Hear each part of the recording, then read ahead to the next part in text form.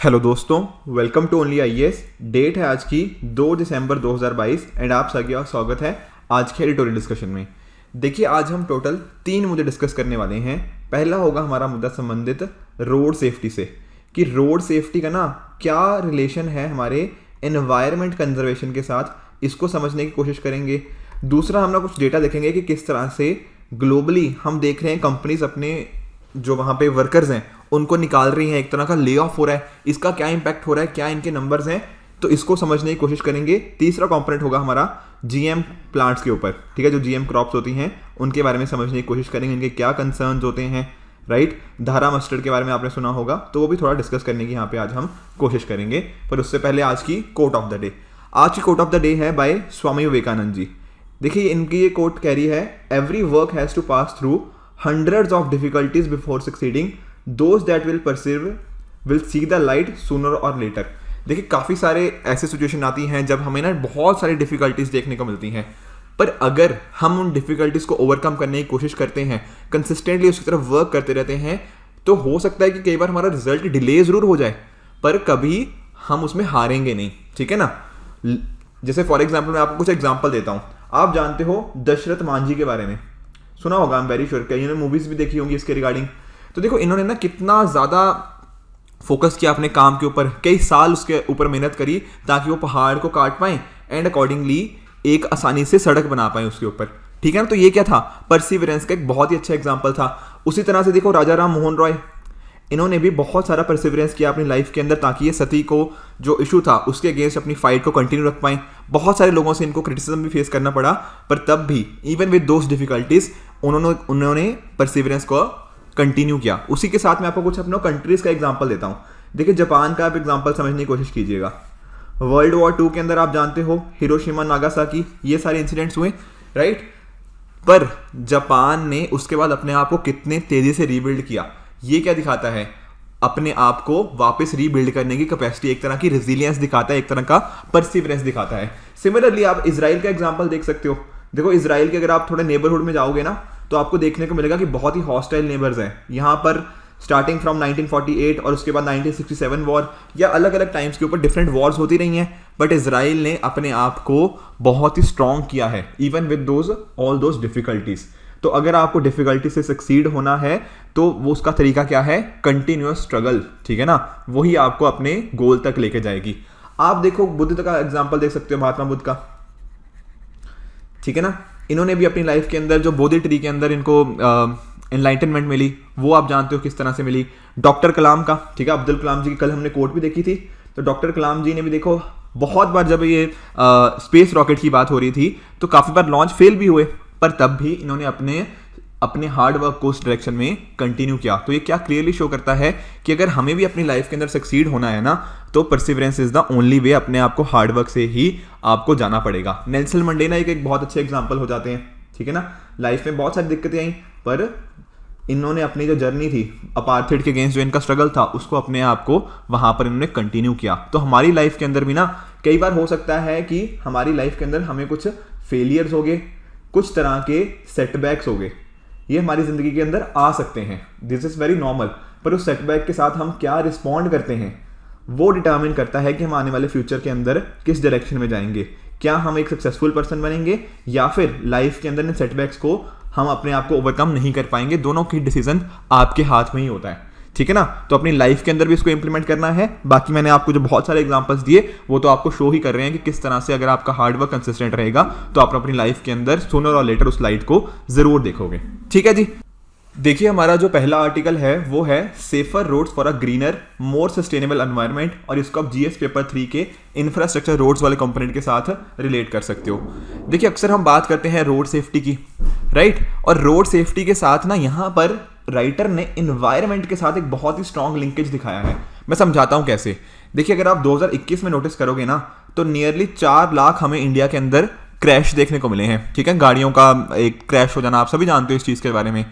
अब देखो, ये जो भी व्हीकल्स होते हैं इनके अंदर कोई ना कोई टॉक्सिक मेटल्स तो मिलते हैं, ठीक है ना। जैसे फॉर एग्जांपल इसके लिए लेड चाहिए होता है, मरकरी, कैडमियम, इस तरह की चीज़ें। अब ये जितने भी मेटल्स हैं ये सारे के सारे क्या हैं, हमारे इन्वायरमेंट के लिए बहुत ही हानिकारक है। जैसे देखो मान लो इन दो गाड़ियों के बीच में टक्कर हुई ना, तो यहाँ पर आपको बहुत सारा तेल देखने को मिलेगा, कुछ लीकेज यहाँ पे देखने को मिल जाती है। ये सारे क्या कर रहे हैं, हमारे इन्वायरमेंट को नेगेटिवली इंपैक्ट कर रहे हैं। तो जब गाड़ी बनती है तब भी कुछ ना कुछ नेगेटिव इंपैक्ट आता है, जब गाड़ी चल रही होती है तब भी कुछ एयर पोल्यूशन या और तरह के पोल्यूशन होते हैं, जब क्रैश हो जाता है तब भी कुछ ना कुछ इस तरह की दिक्कतें आती हैं। तो यहाँ पर राइटर यही बात कर रहे हैं कि हमें गाड़ियों के साथ ना जो इन्वायरमेंट है बहुत ही क्लोज लिंकेज है, तो इसको हमें मैनेज करने की ज़रूरत है। अब देखो जब गाड़ी का क्रैश हुआ मान लो, तो हुआ क्या है, कुछ ना कुछ उससे रैकेज एज इन कुछ जो मलबा होता है ना, वो मलबा जनरेट हुआ, ठीक है। इसके साथ ही काफ़ी साल के बाद क्या होता है, जो गाड़ी है ना उसकी एक लाइफ होती है कि अच्छा 10 साल चलेगी गाड़ी, या 15 साल चलेगी, 15 साल बाद खराब हो जाएगी, ठीक है ना। उसी तरह से हमारी गवर्नमेंट ने भी स्क्रैपेज पॉलिसी लेकर आई गई है, पर ये पॉलिसी भी काफ़ी अभी स्टार्टिंग के फेज में है, ठीक है। तो राइटर यहाँ पे ये बात कर रहे हैं कि 2025 तक ना नियरली 2 करोड़ से भी ज़्यादा व्हीकल्स इंडिया में ऐसी होंगी जो क्या होंगी, जो जिनकी एंड ऑफ लाइफ हो जाएगी, मतलब उनको हमें खत्म, मतलब वो यूज़ नहीं की जा पाएंगी, राइट। तब इस सिचुएशन में होगा क्या, हमारे यहाँ पे बहुत सारा रद्दी माल, जिसको रद्दी बोलते हैं ना जैसे हम, तो यहाँ पर भी उनका मलबा, उनकी रद्दी, वो सारी चीज़ें बहुत ज़्यादा बढ़ जाएंगी।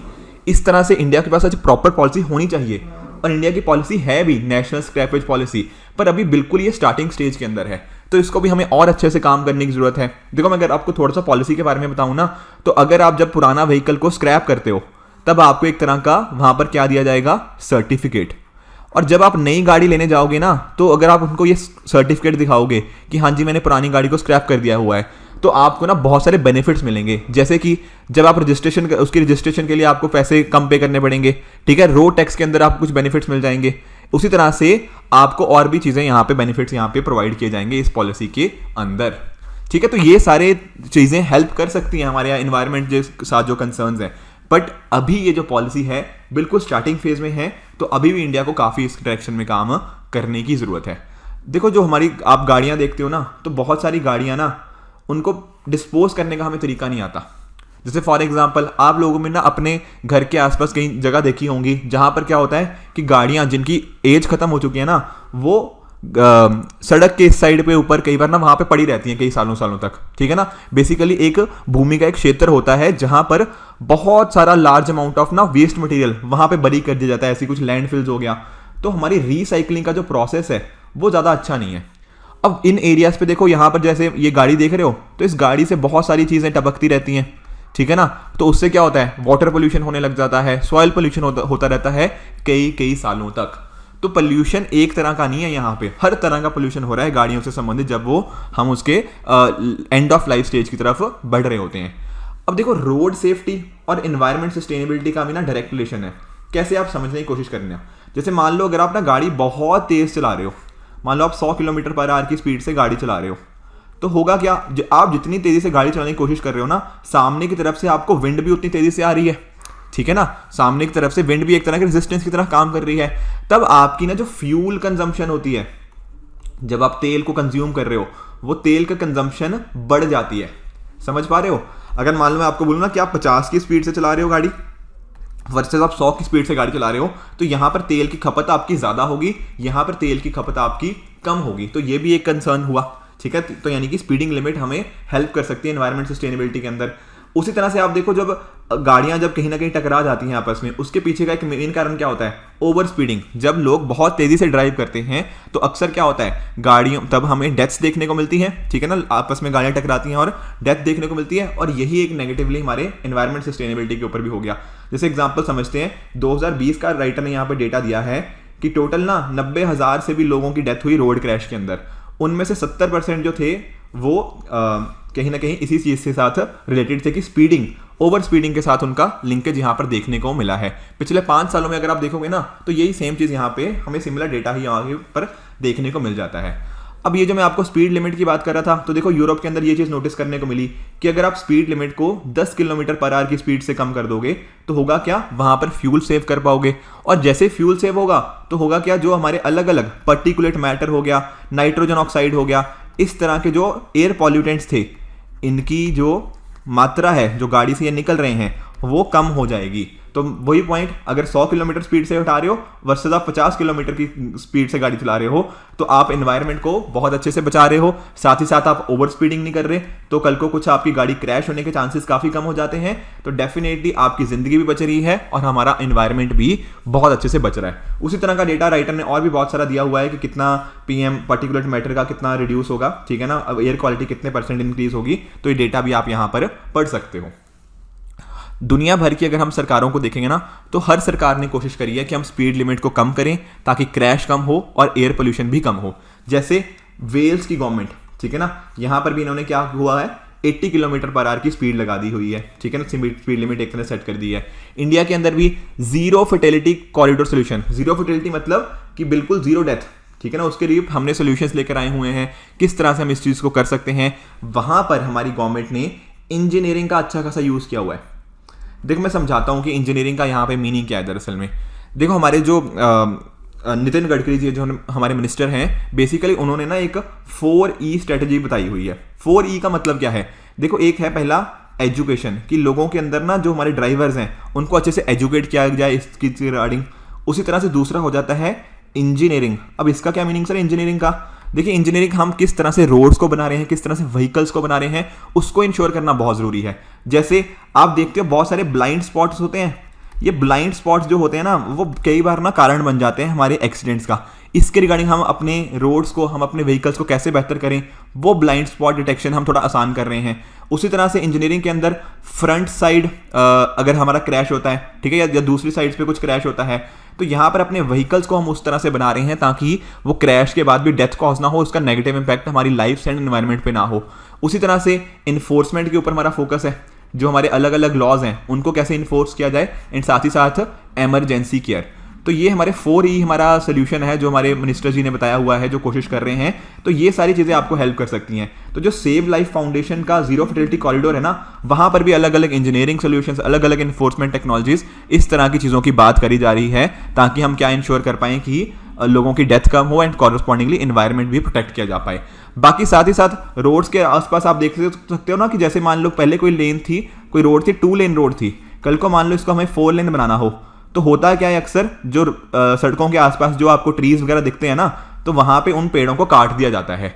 पर यहां पर भी हमें कोशिश क्या करनी चाहिए, हमें कोशिश करनी चाहिए कि ये जो पेड़ हैं इनको हम किसी तरह से मैनेज कर पाएं, ठीक है। रोड्स के आसपास अगर हमारे पास अच्छे ट्रीज होंगे तो डेफिनेटली वो हेल्प करेंगे, एक तो नॉइस पोल्यूशन भी कम होगी और बाकी चीजों के अंदर भी डेफिनेटली हेल्प कर पाएंगे।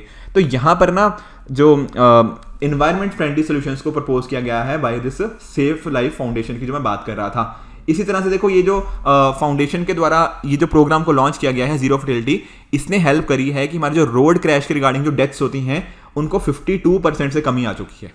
समझ आया पॉइंट। तो इस तरह के इंजीनियरिंग सोल्यूशंस लगाकर, थोड़े एनवायरनमेंट फ्रेंडली सोल्यूशंस लगाकर हम डेफिनेटली इन चीज़ों को आने वाले टाइम में और भी कम कर सकते हैं। उसी तरह से मुंबई पुणे हाईवे हो गया, यहाँ पर भी हमें सिमिलर रिजल्ट्स ही देखने को मिले हैं। बाकी देखिए हमने कोशिश क्या करी है ना कि हमारे यहाँ पर रिफ्लेक्टिव साइनेज हो ट्रीज के ऊपर भी। जो कई बार आप लोगों ने देखा होगा कि मान लो एक गाड़ी है ना, ये गाड़ी डायरेक्टली जाके किसी पेड़ में जाके टकरा जाती है, क्योंकि पेड़ दिखता नहीं कई बार रात को।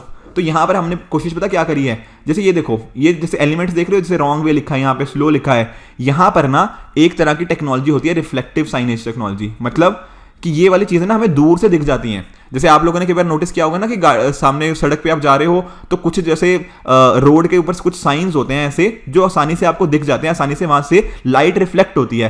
तो हमने कुछ पेड़ों के ऊपर भी ना ये चीज सेम टेक्नोलॉजी इंश्योर करने की कोशिश करी है ताकि दूर से ही हमें वो चीजें दिख जाएं कि अच्छा यहाँ पे पेड़ है, तो वहां से जो हमारे क्रैश होते हैं हमारे ट्रीज के साथ वो हम रोक पाएंगे।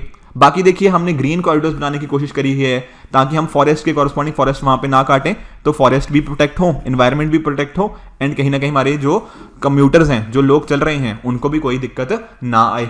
बाकी देखिए हमारे जो साइंस हैं हमने उनके ऊपर भी फोकस किया हुआ है। इस तरह के साइंस आपको बहुत सारा देखने को मिल जाएंगे जो हमारी गवर्नमेंट कंसिस्टेंटली इस पे ऊपर वर्क कर रही है। इसके साथ ही जो जीरो फर्टिलिटी वाला प्रोग्राम है उसके अंदर इंश्योर क्या किया गया है कि हम ना एस्बेस्टोस का यूज ना करें। देखो ये जो साइन बनते हैं ना, इनमें एस्बेस्टोस चाहिए होता है, ये जो रिफ्लेक्ट करते हैं इसके कॉरस्पॉन्डिंग। तो एस्बेस्टोस का क्या होता है, हमारा नेगेटिव इंपैक्ट आता है हमारे एनवायरनमेंट के ऊपर। तो यहां पर हमें फोकस किसके ऊपर करना चाहिए, एल्यूमिनियम कंपोजिट पैनल के ऊपर। ये भी सेम ही चीज़ है, बस फर्क क्या है कि इनका एनवायरनमेंट के ऊपर नेगेटिव इंपैक्ट कम होता है, साथ ही साथ ये रिसाइक्लेबल मटेरियल्स भी होते हैं इसके अंदर, ठीक है। तो हर जगह हेल्प होता है, बस दिक्कत थोड़ी ये है कि थोड़े ये महंगे होते हैं, ये एक्सपेंसिव होते हैं थोड़े। बाकी अदरवाइज ये हमारे एनवायरनमेंट के लिए बहुत अच्छे हैं। तो जो हमारा जीरो फर्टिलिटी वाला प्रोग्राम है वहां पर भी यही चीज़ें हमने कोशिश करी कि इनको हम यूज़ करें, ऑल्दो ये थोड़े एक्सपेंसिव हैं। तो ये सारी चीज़ें इस तरह से हम वर्क कर सकते हैं कि रोड्स के ऊपर जो एक्सीडेंट्स हैं वो कम हो, ताकि इन्वायरमेंट को हम प्रोटेक्ट कर पाएं। तो रोड्स के साथ ना हमें इन्वायरमेंट का भी दोनों साथ में ही है, इसके ऊपर ही हम वर्क करेंगे, तभी हम डेफिनेटली इंश्योर कर पाएंगे कि सभी के सभी स्टेक होल्डर्स का अच्छे से बेनिफिट हो पाए। उसी तरह से देखो यहाँ पे राइटर ने ऑल तो बात नहीं करी, पर इंडिया देखो ब्राजीलिया डिक्लेरेशन एक थी, ठीक है, उसका भी हम सिग्नेटरी थे, ताकि इंश्योर किया जा पाए कि रोड एक्सीडेंट के कॉरस्पॉन्डिंग हम उनको कम कर पाएं। बाकी मैंने आपको 4E स्ट्रेटेजी भी बता दी, किस तरह से हम education, engineering, enforcement and emergency care के ऊपर फोकस कर रहे हैं। उसी तरह से जो हमारे गवर्नमेंट के अलग अलग प्रोजेक्ट्स है ना, जैसे फॉर एग्जाम्पल आप भारतमाला प्रोजेक्ट ले लीजिए, ठीक है ना, या फिर जो इलेक्ट्रॉनिक टोल कलेक्शन वगैरह सिस्टम होता है, ठीक है, आप जानते हो आजकल फास्टैग्स वगैरह का, राइट।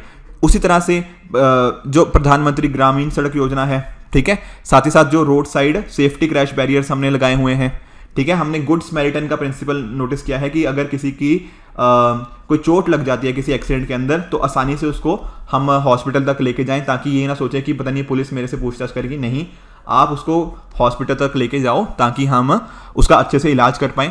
तो ये सारे अलग अलग हमारे प्रोजेक्ट्स चल रहे हैं, ताकि हम इंश्योर क्या कर पाएं, ताकि रोड सेफ्टी को हम और इंप्रूव करें, वहां के रिगार्डिंग जो इश्यूज थे, ताकि उनके ऊपर वर्क कर पाएं। तो ये था हमारा पहला एडिटोरियल।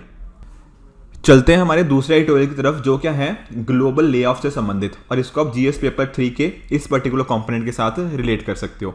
देखिए आप लोगों ने भी ना ये चीज़ पक्का नोटिस करी होगी कि दुनिया भर में हमें ना जॉब कट की, कि अच्छा यहाँ पर इस पर्टिकुलर ट्विटर ने इतने लोगों को निकाल दिया, अमेजॉन ने इतने लोगों को निकाल दिया। आई एम वेरी श्योर आप सभी ये न्यूज़ सुनते आ रहे होंगे, ठीक है। तो दुनिया भर में हमें कुछ ना कुछ कंपनी से कॉरस्पॉन्डिंग बड़े बड़े ले ऑफ्स देखने को मिल जाते हैं। अगर हम थोड़ा देखें तो सितंबर और अक्टूबर में ही ना टोटल 60,000 से भी ज़्यादा हमें ले ऑफ्स होने की खबरें सुनने को मिली हैं। अब आप एक चीज़ नोटिस करो, ये ले ऑफ दरअसल में हो क्यों रहे हैं? हो इसलिए रहे ना, जैसे मान लो अगर आप यूएसए में, मान लो कि यूएसए में ले ऑफ हुआ, ठीक है, तो यूएसए में ले ऑफ क्यों हुआ होगा? क्योंकि यूएस की इकोनॉमी अच्छा नहीं काम कर रही होगी, तभी तो हुआ होगा। तो इससे होता क्या है, तो इससे इंडिया पे भी बहुत इंपैक्ट होता है। सर इंडिया पे कैसे इंपैक्ट होगा? देखो पहली बात तो इंडिया यूएसए के साथ काफ़ी अच्छे से ग्लोबली लिंक्ड है, ठीक है। उसी तरह से आप एक चीज़ नोटिस करो, यहाँ पर इंडिया भी क्या करता है, इंडिया यूएसए को बहुत सारी चीज़ें एक्सपोर्ट करता है, नहीं करता? बिल्कुल करता है। अगर यहाँ के लोगों के पास जॉब्स नहीं होंगी तो वहाँ के लोग क्या करेंगे? कोई नई चीज़ें डिमांड नहीं करेंगे, ठीक है, डिमांड नीचे आ जाएगी, तो इंडिया के एक्सपोर्ट्स की क्या डिमांड वहाँ पर रहेगी? नहीं आएगी, ठीक है ना। तो इंडिया में भी उसका नेगेटिव इम्पैक्ट हमें देखने को मिलेगा ही मिलेगा। और यही होता है ग्लोबल, जब होता है ना ग्लोबल कनेक्शंस होते हैं, ग्लोबली लिंक्ड इकोनॉमीज होती हैं, तो इस तरह से नेगेटिव इम्पैक्ट आता ही आता है। इंडिया का आईटी सेक्टर भी एक ऐसा सेक्टर है जो इन पर्टिकुलर यूएस और बाकी इकोनॉमी के साथ काफ़ी लिंक्ड है, तो वहाँ पर हमें नेगेटिव इम्पैक्ट देखने को मिलेगा आने वाले टाइम्स के अंदर। बात देखो करें सुंदर पिचाई जी की, अल्फाबेट के सीईओ हैं, तो उन्होंने भी ना इस चीज़ की बात करी ही है कि उन्होंने पिछले साल ही बेसिकली बोल दिया था कि दुनिया में इस तरह की सिचुएशन आ सकती है, और जो दुनिया भर में हमें इकोनॉमिक रिसेशन के रिगार्डिंग इश्यूज देखने को मिल रहे हैं, वो काफ़ी एक मेजर कंसर्न है।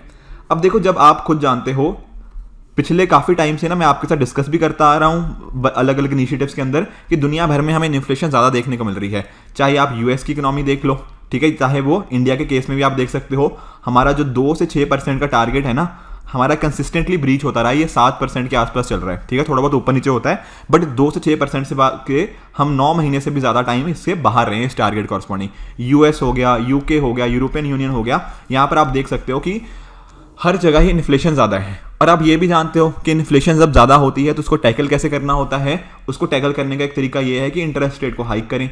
बेसिकली जैसे इंडिया में आरबीआई क्या करता है, RBI is in monetary policy committee, जो रेपो रेट को इंक्रीज करती है, ठीक है। तो दुनिया भर में क्या हो रहा है, यूएस के अंदर भी उनके इंटरेस्ट रेट फेड के द्वारा हाइक किए जा रहे हैं, बाकी जगह भी हमें हाइक देखने को मिल रही है।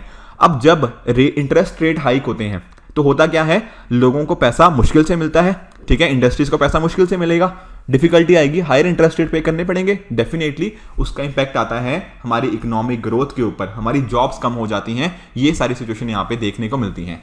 जो अगर बात करें आईएमएफ की, इंटरनेशनल मॉनेटरी फंड की, तो आप नोटिस कर सकते हो कि चाहे वो कोविड-19 पेंडेमिक हो गया, एंड साथ ही साथ जो रशिया यूक्रेन वॉर है इसकी वजह से नेगेटिव इंपैक्ट हमारी ग्लोबल इकोनॉमी के ऊपर देखने को मिला है। और अगर बात देखोगे ना आप 2001 के बाद से एक बात नोटिस करो तो 2008 में एक दिक्कत आई थी जब ग्लोबल फाइनेंशियल क्राइसिस था, उसी तरह से 2001 के बाद 2008 को छोड़ के सबसे वीकेस्ट नंबर चल रहे हैं दुनिया के अंदर। तो काफ़ी वर्ल्ड इकोनॉमी काफ़ी एक मेजर कंसर्न के अंदर है। और अगर देखो जब ये जो बड़ी बड़ी कंपनीज के सीईओज की बात अगर सुनोगे ना तो इन्होंने ना अपनी तैयारी कर रखी है। किस चीज़ की तैयारी? इनको लगता है कि आने वाले टाइम के अंदर 98% ऐसे यूएस मतलब बेसिकली सीईओज हैं, उनको लगता है कि आने वाले टाइम में यूएस रिसेशन आ सकता है, उसके लिए वो तैयारी कर रहे हैं। एंड 99% सीईओज को ऐसा लगता है कि यूरोपियन यूनियन में रिसेशन आ रहा है। तो क्लियरली देखो वर्ल्ड इकोनॉमी काफ़ी खराब सिचुएशन के अंदर है और यहाँ पर ले ऑफ्स इस वजह से हमें देखने को मिल जाते हैं।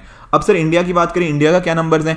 देखो इंडिया आप जानते हो आईटी और सर्विसेज के अंदर काफ़ी अच्छा परफॉर्म करता है और इंडिया में सबसे लार्जेस्ट एम्प्लॉयर्स भी हैं, ठीक है ना।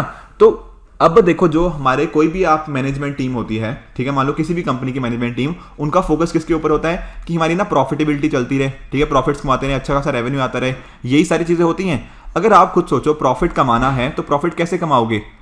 ठीक है, एक अच्छी खासी सैलरी आपको देनी पड़ती है लोगों को, ठीक है ना। तो प्रॉफिट क्या होता है? बेसिकली आपके टोटल आप कितना कमा रहे हो माइनस आपका टोटल खर्चा कितना है। तो अगर प्रॉफिट को मेंटेन करना है तो आपके जो एक्सपेंसेस हैं, आपके जो खर्चे हैं, उनको मैनेज करना पड़ेगा। और एक अच्छा खासा खर्च क्या होता है? इन लोगों की सैलरीज, जो एम्प्लॉयज़ की सैलरी। तो यहाँ पर ना एक मेजर कट हमें इस वजह से देखने को मिल जाता है एम्प्लॉयज़ की नंबर ऑफ एम्प्लॉयज़ जो इनको हम मतलब बेसिकली उनके ले ऑफ्स के अंदर हमें इम्पैक्ट देखने को मिल जाता है। इंडिया में देखो अगर आप नोटिस करोगे ना तो ज़्यादातर जो कंपनीज ने ठीक किया है। विप्रो को अगर हम छोड़ देना तो अदरवाइज बाकी कंपनीज में हमें देखने को मिला है कि प्रॉफिट भी इंक्रीज हुआ है, रेवेन्यू भी इंक्रीज हुआ है। तो इस तरह से अगर आप थोड़ा एट्रिशन रेट मतलब कि कितनी लोग छोड़ रहे हैं, तो वो भी कहीं ना कहीं ये शो करते हैं कि लोगों को दूसरी जगह जॉब्स मिल रही हैं इंडिया के अंदर। आप मान लो एक कंपनी में हो, मान लो टीसीएस में हो, और अगर आप टीसीएस छोड़ के इन्फोसिस में जा रहे हो, कहीं ना कहीं इसी वजह से जा रहे हो ना कि इन्फोसिस वाले थोड़ी बहुत आपको सैलरी ज़्यादा दे रहे होंगे या कुछ और बेनिफिट ज़्यादा दे रहे होंगे। तो एट्रिशन रेट इंडिया में आज भी ज़्यादा है, थोड़ी बहुत मार्जिनल कमी हुई है, बट एट्रिशन रेट अभी भी ज़्यादा है। उसकी वजह से हमें इंडिया में ये चीज़ देखने को मिल रही है कि अभी भी लोग दूसरी जॉब्स की तरफ जा रहे हैं। तो इतना आईटी सेक्टर पे इम्पैक्ट जरूर है, बट ऐसा नहीं है कि सभी पर्टिकुलर चीज़ों को वहाँ पे इम्पैक्ट देखने को मिला है। उसी तरह से बात करें देखो ऑपरेटिंग प्रॉफिट मार्जिन की, बेसिकली कि टोटल रेवेन्यू कितना है कंपनी का, उसके हिसाब से उनकी ऑपरेटिंग इनकम कितनी है। तो इन्फोसिस के अंदर भी हमें ये चीज़ इंप्रूव होते हुए देखने को मिली है। तो उतना भी देखो बुरा नहीं है, ठीक है ना। तो वो चीज़ हमें यहाँ पे चीज़ देखने को मिल जाती है। पर अगर आप बात करें इंडिया की स्टार्टअप्स की, तो स्टार्टअप में हमें एक मेजर कंसर्न देखने को मिला है। What is that? देखो आप भी जानते हो ये सारी कंपनीज जैसे उड़ान हो गया, ओला हो गया, Cars24 हो गया, बाईजूस के अंदर भी हमने ये सारी चीज़ें देखने को मिली हैं, और भी कुछ कंपनीज हैं, ठीक है ना, जहां पर हमने देखने को मिला है कि बहुत सारे लोगों को वहां से कंपनी से निकाला गया है। आप नोटिस कर सकते हो कि 15,000 से भी ज़्यादा एम्प्लॉयज़ ना 2022 में ले ऑफ हुए हैं इस पर्टिकुलर कंपनी के जो रिपोर्ट्स के हिसाब से। तो क्लियरली इंडिया का जो एडटेक सेक्टर है वहाँ पर शायद हुआ क्या कि पहले ना इन कंपनीज़ ने बहुत सारे लोगों को एम्प्लॉय कर लिया, अब उतनी ज़्यादा ज़रूरत नहीं है। देखो मैं आपको समझाता हूँ, जब कोविड-19 पैंडेमिक आया ना तो हमारा जो एडटेक सेक्टर था इसने काफ़ी बूस्ट देखा। क्यों बूस्ट देखा? क्योंकि देखो जो उस टाइम ऑफलाइन इंस्टीट्यूशन थे, ठीक है, बच्चे ऑफलाइन में कम जा ही नहीं पा रहे थे बेसिकली क्योंकि लॉकडाउन था। तो उस टाइम पर ऑनलाइन एजुकेशन सेक्टर ने बहुत ज़्यादा ग्रोथ देखी। पर अब क्या हो रहा है? अब कोविड-19 धीरे धीरे पीछे हो रहा है, तो अब क्या हो रहा है? ऑफलाइन की इंपॉर्टेंस धीरे धीरे बढ़ती जा रही है। अब वो इंस्टीट्यूशन जो पूरी तरह ऑनलाइन पे निर्भर थे, अब उनकी काफ़ी खराब सिचुएशन देखने को मिल रही है। इसी वजह से इन डिफरेंट कंपनीज जो एडटेक सेक्टर के अंदर हैं उन्होंने बहुत सारे लोगों को ले ऑफ किया है। सिर्फ एडटेक सेक्टर की अगर बात करोगे ना तो नियरली 7,000 एम्प्लॉयज़ को यहाँ पे ले ऑफ देखने को मिल जाता है। टोटल कितने थे? 15,000 लोग। 15,000 में 7,000 तो एडटेक सेक्टर के कॉरस्पॉन्डिंग हमें यहाँ पे देखने को मिल रहे हैं। देखो एक पर्टिकुलर चीज़ ये भी बोली जाती है कि नई जॉब्स भी तो ऐड हो रही हैं यूएस के अंदर। तो हाँ जी, ये बात भी ठीक है, मैं आपको समझाता हूँ। जैसे फॉर एग्जांपल आप हेल्थ केयर सेक्टर के अंदर देखो, हेल्थ केयर सेक्टर के अंदर जॉब्स इंक्रीज हुई हैं 53,000। मैन्युफैक्चरिंग के अंदर जॉब्स इंक्रीज हुई हैं। हॉलीडे जो हमारे रिटेल सेक्टर होता है, रिटेल जॉब्स, वहां पर भी जॉब्स इंक्रीज हुई हैं। तो दिक्कत कहाँ आई सर यूएस में? देखो दिक्कत वही आई ना कि ट्विटर ने निकाल दिया, ठीक है ना, मेटा हो गया, अमेजॉन हो गया, ये सारी कंपनीज ने निकाली हैं। ये टेक्नोलॉजी वाली जो कंपनीज हैं यहाँ से लोगों की जॉब्स गई हैं। पर यहाँ पर हेल्थ केयर के अंदर, मैन्युफैक्चरिंग के अंदर, रिटेल जॉब्स के अंदर यहाँ पर हमें कुछ हद तक एडिशन देखने को मिली, यहाँ पे इंक्रीज देखने को मिले हैं नंबर ऑफ जॉब्स के अंदर, ठीक है। इंडिया के जो फाइनेंशियल सर्विसेज हैं, ठीक है ना, यहाँ पर भी मोर और लेस ज़्यादा कुछ चेंज नहीं आया, तो नंबर उसी के आसपास ही हैं। अब इंडिया में सर जब पहले रिसेशंस आए हैं या फिर दुनिया में पहले रिसेशंस आए हैं तब क्या हुआ था?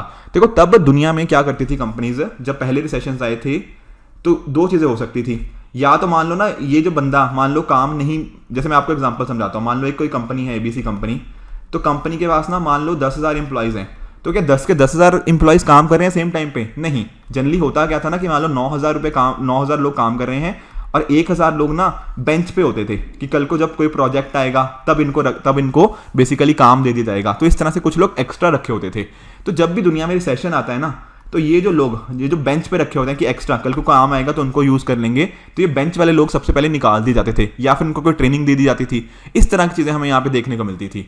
या फिर दूसरी चीज़ क्या होती थी कि मान लीजिए अगर आप एक कोई कंपनी है, मान लो जैसे विप्रो कंपनी है, ठीक है ना, एक कोई कंपनी है मान लीजिए जैसे विप्रो कंपनी है, तो यहाँ पर क्या हुआ, तो विप्रो कंपनी क्या करती थी, जो नई हायरिंग है, न्यू हायरिंग नहीं करती थी।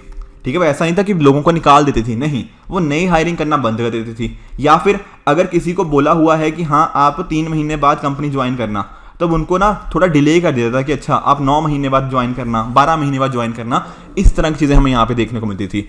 तो अब देखो दुनिया में रिसेशन आ रहा है बेसिकली, ठीक है ना, वर्ल्ड की जो डिफरेंट इकोनॉमीज है वहाँ पर हालत थोड़ी सी खराब है। इंडिया की हालत कंपैरेटिवली बेटर है as compare to other countries, but India को भी बेटर प्रिपेयर्ड रहना पड़ेगा ताकि इन सभी चीज़ों के साथ टैकल कर पाएं और जो जॉब लॉसेस हमें देखने को मिल रहे हैं इनको हम अच्छे से वर्क कर पाएं। ठीक है, तो ये था हमारा दूसरा एडिटोरियल। हमारा जो तीसरा आर्टिकल है देखिए वो है एनवायरनमेंट फ्रेंडली जेनेटिक मॉडिफिकेशन के रिगार्डिंग, और ये आप इसको GS पेपर 3 के साइंस एंड टेक कंपोनेंट के साथ रिलेट कर सकते हो। देखिए अगर आप नोटिस करोगे तो अक्सर ना ये जेनेटिक मॉडिफिकेशन के रिगार्डिंग न्यूज़ अक्सर आती ही रहती है। अब यहाँ पर नोटिस कीजिए कि जब GM ऑर्गेनिजम्स की बात करते हैं, डेफिनेटली कुछ ये प्रॉमिस लेकर आते हैं अपने साथ, जैसे फॉर एग्जांपल कि इससे हम यील्ड बढ़ा सकते हैं, अपनी प्रोडक्टिविटी को बढ़ा सकते हैं, ये सारी चीज़ों की बात करते हैं। पर यहाँ पर ना कुछ हमें रिस्क भी देखने को मिल जाते हैं, तो उन रिस्क को भी हमें प्रॉपरली मैनेज करना पड़ेगा। अगर हमने प्रॉपर ना स्क्रूटनी ना करी कि जब हम इन चीज़ों को GM क्रॉप्स को मान लो हम प्रोड्यूस करते हैं, अगर प्रॉपर हमने रूल्स एंड रेगुलेशंस के साथ काम नहीं किया तो बहुत सारे रिस्क जो है ना, बहुत सारे नेगेटिवली इम्पैक्ट यहाँ पे कर सकते हैं। तो बात देखो अगर आप जीन मॉडिफिकेशन की कर रहे हो तो यहाँ पर क्या होता है ना कि जो भी हमें नहीं चाहिए होता, बेसिकली टारगेटेड रिमूवल की हम बात करते हैं, ठीक है ना। जो भी हमारा जैसे DNA हो गया ना, तो DNA की हम डायरेक्ट मैनिपुलेशन करते हैं यहाँ पे, जो हमें जीन्स नहीं चाहिए होते बेसिकली उनका हम रिमूवल कर सकते हैं एंड अकॉर्डिंगली दूसरे ऑर्गेनिजम्स के अंदर इस चीज़ को डाल सकते हैं। तो उस तरह से आप डिजायर्ड जीन्स एक पर्टिकुलर ऑर्गेनिज्म के अंदर आप डाल सकते हो ताकि वो जो पर्टिकुलर करैक्टरिस्टिक्स हैं उसके अंदर आ जाएं। तो उसके आपने जीन्स को क्या कर दिया, एक तरह से ऑल्टर कर दिया। अब ये प्लांट के कॉरस्पॉन्डिंग भी हो सकता है, एनिमल के कॉरस्पॉन्डिंग भी, या फिर किसी माइक्रो ऑर्गेनिजम्स के अंदर भी। अब सर इंडिया में GM क्रॉप का क्या बात है? इंडिया में देखो आप सभी जानते हो जो BT कॉटन है, ठीक है ना, तो इसकी हमने 2002-2003 में इसको कर दिया था, ठीक है ना। जो BT का मीनिंग क्या होता है यहाँ पे, बैसिलस थ्यूरोजेनेसिस, आप सभी इसको जानते हो, ठीक है। ये एक तरह का क्या होता है, सॉइल बैक्टीरियम होता है। अब इसके थ्रू हमने क्या कोशिश करी थी कि जो बॉलवॉर्म पेस्ट होता है ना उसको हम इसको रेजिस्टेंट करवा दें। देखो UPSC 2021 के अंदर एक प्रीलिम्स के अंदर एक क्वेश्चन भी पूछा था, जहां पर पूछा था कि बॉल गॉड जो 1 और बॉल गॉड 2 है, ये टेक्नोलॉजीज किससे संबंधित है। दरअसल में जो टेक्नोलॉजीज होती है ना, ये इन्हीं की जो डीम टेक्नोलॉजीज के साथ ही लिंक है, ताकि जो बॉलवॉर्म पेस्ट है उससे हम एक तरह की यहाँ पे प्रोटेक्शन लेकर आ पाए। तो काफी इस तरह के ना UPSC प्रीलिम्स के अंदर इजी क्वेश्चन भी बनते हैं। अगर थोड़ा सा आइडिया होता है तो डायरेक्टली हमारे से ये क्वेश्चन हो जाता। अब देखो यहाँ पे राइटर ने बोला है कि हाँ हमने ये स्टार्ट करी और 2014 तक आप नोटिस कर सकते हो कि नियरली 96% जो एरिया था कॉटन के कॉरस्पॉन्डिंग वो BT कॉटन के अंदर था। और इसकी वजह से हुआ क्या, इंडिया दुनिया में सेकेंड लार्जेस्ट प्रोड्यूसर बन गया कॉटन का। तो काफी हमारी प्रोडक्शन के अंदर ग्रोथ यहाँ पे देखने को मिली है। उसी तरह से एक्रेजेज के टर्म्स में हम 4th लार्जेस्ट बन गए। तो काफी अच्छी हमारे यहाँ पे कॉटन के कॉरस्पॉन्डिंग ये सारी चीजें सही देखने को मिली हैं। उसके अलावा भी देखो बहुत सारी चीज़ें हम रिसर्च के अंदर हैं, नियरली 20 क्रॉप्स रिसर्च के अंदर चल रही हैं ताकि उनके अंदर भी हम इस तरह से GM फीचर्स डाल पाएं। आपने अभी ना अगर पिछले महीने की न्यूज़ ही है दरअसल में, जो धारा मस्टर्ड हाइब्रिड 11 है, ठीक है, उसकी बातें भी चल रही थी कि इसके कॉरस्पॉन्डिंग क्या हुआ, इसको इन्वायरमेंट रिलीज के लिए इसको नोटिफाई किया गया है। ठीक है, ध्यान में रखना इसका ना अभी कमर्शियल रिलीज नहीं हुआ, दोनों में फर्क होता है। एक होता है इन्वायरमेंट रिलीज, एक होता है कमर्शियल रिलीज। इन्वायरमेंट रिलीज इसलिए किया जाता है ताकि हम थोड़ा उसको ना प्रॉपर्ली टेस्ट कर पाएं, ठीक है ना, उसके देख पाएं कि हाँ चीज़ें कैसी होती हैं, अप्रूवल के से पहले बेसिकली एक तरह का प्रोसेस होता है। अगर ये सारी चीज़ें सही आ जाती हैं, फिर उसको इन्वायरमेंट रिलीज के बाद हम क्या कर सकते हैं, कमर्शियल रिलीज उसका कर सकते हैं। तो यही सेम चीज़ हमने यहाँ पे कहाँ पे करी है, धारा मस्टर्ड हाइब्रिड 11 के कॉरस्पॉन्डिंग। तो यहाँ पर जो हमारे ट्रांसजेनिक होते हैं ना, ट्रांसजेनिक का बेसिकली मीनिंग होता है जो ऑर्गेनिज्म होता है जहाँ पर किसी अनरिलेटेड ऑर्गेनिज्म का हमने डीएनए डाला होता है, उसकी बात यहाँ पे करी जाती है। तो वो सारी चीज़ें हमें यहाँ पर देखने को मिलती हैं और इंडिया में इसके लिए अलग अलग रेगुलेशंस भी हैं, जैसे कि इन्वायरमेंट प्रोटेक्शन एक्ट हो गया EPA, बायोडाइवर्सिटी एक्ट हो गया, ड्रग्स एंड कॉस्मेटिक रूल। तो इस तरह के अलग अलग हमने रेगुलेशंस प्रॉपर बना रखे हैं ताकि इंश्योर क्या कर पाए कि ह्यूमन हेल्थ, एनिमल हेल्थ, इन चीज़ों पर इसका नेगेटिव इंपैक्ट हमें ना देखने को मिले। तो बेसिकली जो रूल्स है ना, जो अलग अलग मैंने आपके साथ डिस्कस किए, चाहे एनवायरनमेंट प्रोटेक्शन हो गया, बायोलॉजिकल डाइवर्सिटी एक्ट हो गया, इन सभी के अंदर हम कर क्या कोशिश रहे हैं कि इनके ना प्रॉपर ट्रायल्स हों, ठीक है ना, प्रॉपर हम चीज़ें उनके रिगार्डिंग देखें, क्या उससे इश्यूज आ सकते हैं जेनेटिकली मॉडिफाइड ऑर्गेनिज्म के corresponding, proper research and development हो, ठीक है ना। तो और एक तरह की हम प्रॉपर इन चीज़ों को रेगुलेट कर पाएँ कि ऐसा नहीं कि कोई चीज़ फ्रीली इंपोर्ट हो रही है, फ्रीली एक्सपोर्ट हो रही है, नहीं, अगर कुछ नेगेटिव चीज़ें हैं ना तो उसको हम प्रॉपरली रेगुलेट कर पाएँ। ये सारी चीज़ें इन पर्टिकुलर एक्ट्स के थ्रू हम गवर्न करते हैं। तो जो चैलेंजेस है सर वो क्या चीज़ें हैं, जैसे फॉर एग्जांपल एक हो गया आपका इकोलॉजिकल कंसर्न। ये किस तरह से, देखो आप क्या कर रहे हो ना, जो ऑलरेडी एग्जिस्टिंग कोई टाइप है उसमें कुछ चेंजेस लेकर आ रहे हो, समझ रहे हो। जो ट्रेडिशनल वेराइटीज़ है ना उसमें आपने क्या किया, कुछ अलग अलग तरह के आपने चेंजेस लेकर आए, ठीक है ना। तो इससे हो क्या सकता है, जो ट्रेडिशनल वैरायटीज़ हैं ये खत्म होने की पॉसिबिलिटीज़ रह जाती हैं। तो हमें क्या करना चाहिए, हमें एक तरह के ना जीन पूल्स हैं वो प्रॉपरली क्रिएट करने चाहिए, अदरवाइज होगा क्या, जो ट्रेडिशनल वैरायटीज़ हैं ये एग्जिस्ट करना बंद कर सकती हैं। उसी तरह से दूसरी चीज़ क्या है, दूसरी चीज़ है कि कई बार दिक्कत आ सकती है in terms of nutritious value. देखो ये जो प्रोडक्शन हम कर रहे हैं अलग अलग चीज़ों के कॉरस्पॉन्डिंग क्रॉप्स की, इससे क्या होता है, हम इसकी प्रोडक्टिविटी इंक्रीज कर सकते हैं। हमने क्या कर सकते हैं, हम उसकी यील्ड बढ़ा सकते हैं कि अच्छा 1 एकड़ एरिया से इतना पहले निकलता था, अब 1 एकड़ एरिया से हमने ज़्यादा प्रोड्यूस कर दिया, पर क्या उसके साथ ही साथ उसकी न्यूट्रिशनल वैल्यू बढ़ाई या नहीं बढ़ाई, हो सकता है नहीं। और बहुत सारे केस में ऐसा भी देखने को मिला है कि जो नई चीज़ें बनती हैं वहाँ पर जो न्यूट्रिशन वैल्यू है वहाँ रिड्यूस भी हो जाती है। तो ये भी एक मेजर कंसर्न हो गया। उसी तरह से वाइल्ड लाइफ के लिए थ्रेट भी हो सकते हैं। फॉर एग्जाम्पल आपको समझाता हूँ, जैसे मान लो आपने जेनेटिकली मॉडिफाइड जो टोबैको हो गया, ठीक है ना, जेनेटिकली मॉडिफाइड आपका जो टोबैको हो गया, जेनेटिकली मॉडिफाइड राइस हो गया, इस तरह की चीज़ें आपने उगाई। और यहाँ पर हो सकता है जो कुछ आपके जो जानवर हैं, जो अलग अलग वाइल्ड लाइफ है, वो आके इनको खाएं। अगर इन्होंने ये चीज़ें आके खाई ना तो हो सकता है इनकी लाइफ के कॉरस्पॉन्डिंग इनका नेगेटिव इंपैक्ट इनके ऊपर देखने को मिल सकता है। उसी तरह से जो देखो टॉक्सिसिटी यानी कि जहरीलापन, उसमें भी हमें राइस देखने को मिलता है, ठीक है। पॉइजनस चीज़ें हमें यहाँ पे देखने को मिल सकती हैं, ठीक है ना। तो जो नए नए प्रोटीन आए वो जरूर हो सकता है कि वो एक तरह के एलर्जेंस बन जाएं एंड उसकी वजह से जो जहरीलापन है वो इंक्रीज हो सकता है। तो ये सारे इश्यूज हमें यहाँ पे देखने को मिल सकते हैं। तो इसका आने वाले फ्यूचर के अंदर तरीका क्या हो सकता है, देखो आप जानते हो GEAC, genetically engineering appraisal committee, तो इसके कॉरस्पॉन्डिंग है, इसको अच्छे से कोलैबोरेट करना चाहिए स्टेट गवर्नमेंट के साथ।